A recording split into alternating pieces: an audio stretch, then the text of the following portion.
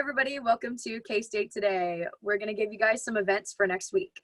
Stop by the first floor of the Student Union on Monday, November 16th or Thursday the 19th from 11 a.m. to 1 p.m. to grab a Macrame car hanger kit. On Tuesday, November 17th from 12 to 1:30 p.m., we have Eat, Drink, and Be Merry Destresser on the Courtyard of the Student Union. Get into the spirit of the season with a nice de-stressor. Food and drink will be served for the first 100 guests and gift bags as well, and a chance to win a seasonal gift basket. So fun. So you can come share in the holiday cheer and unwind from the super long semester we've all had. On Friday, November 20th, there's an esports competition for Call of Duty Modern Warfare from 4 p.m. to 7 p.m.